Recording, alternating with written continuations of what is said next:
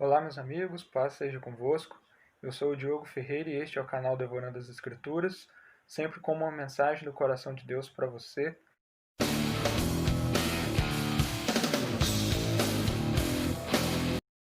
E hoje eu quero falar sobre o medo. Vença os seus medos. E eu quero ler o texto que está lá em Deuteronômio, capítulo 31, verso de número 8, que diz o seguinte: Não tenha medo, nem desanime, pois o próprio Senhor irá diante de vocês. Ele estará com vocês, não os deixará, nem os abandonará. Em primeiro lugar, eu quero falar para você o que é o medo. O medo é uma sensação desagradável que se dá pela percepção de um perigo, seja ele real ou imaginário. É antecipar alguma coisa ruim e ficar preocupado com ela. Todo mundo já sentiu medo em algum momento da sua vida ou por conta de alguma situação. E eu quero te falar que não é errado você ter medo e que o medo nem sempre é algo ruim. Porque o medo, ele é uma espécie de estado de alerta muito importante para a nossa sobrevivência. E sem o medo, muitas pessoas poderiam se expor a situações de risco, porque sem ele nós não somos capazes de medir as consequências dos nossos atos, o que poderia resultar em uma tragédia. Por exemplo, você poderia pegar um carro e sair dirigindo a mais de 200 quilômetros por hora e você não teria medo de sofrer um acidente ou de colocar a vida de outras pessoas em risco. Ou também alguém poderia chegar para você e dizer para você: pula aqui desse penhasco sem algum paraquedas ou algum equipamento de proteção, e você pularia. O medo também pode ser algo bom quando ele nos leva a buscar a presença de Deus.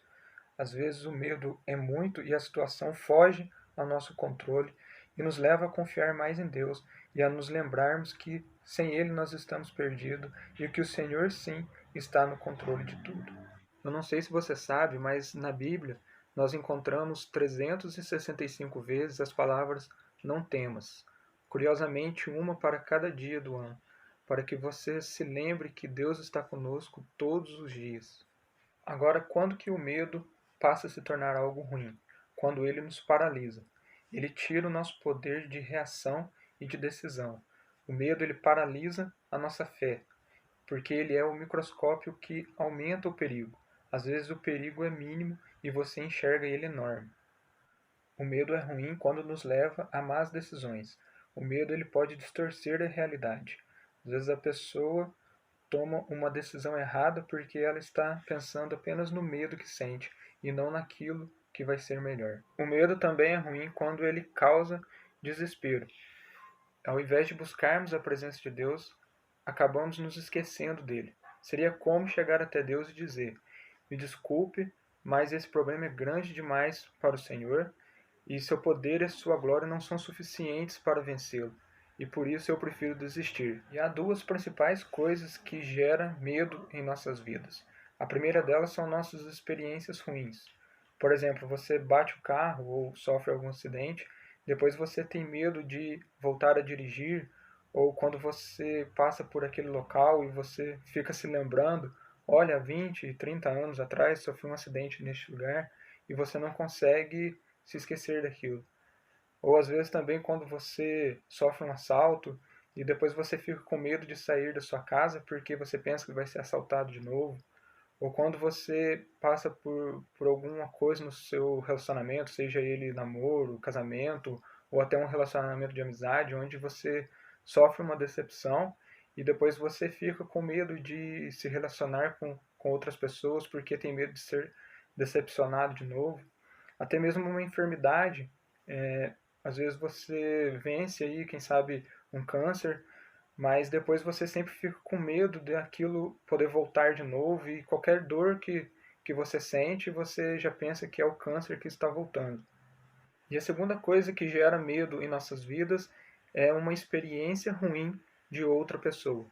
Às vezes alguém chega para você e conta uma experiência negativa que ela sofreu, seja num relacionamento, né, num namoro, num casamento, seja no âmbito profissional, seja num empreendimento que ela está fazendo, e você então, em virtude desse relatório dessa pessoa, você fica com medo de arriscar, porque pensa que também para você vai dar errado.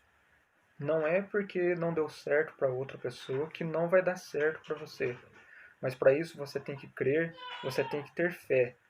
E eu costumo dizer que a fé, ela é igual a escova de dente. Ela não dá para emprestar para o outro. Cada um tem que ter a sua. Às vezes alguém chega para você e diz: ora por mim porque eu estou com umas coisas para fazer, uns problemas para resolver, só que eu estou com um pouco de medo. Aí você ora, mas a pessoa ela não crê, ela não tem fé, ela não toma uma atitude, ela não arrisca, aí não dá. Não dá para o marido ter fé para a esposa, não dá para a esposa ter fé para o marido, não dá para os pais ter fé para os filhos e nem os filhos para os pais. Cada um tem que ter a sua. A Bíblia diz que o cristão ele vive pela fé em Deus e não pela nossa razão. E o medo ele nos faz questionar muito. Ah, será que vai dar certo? Será que não vai? E nos torna mais racionais e menos crentes. Ele tira a nossa coragem de arriscar.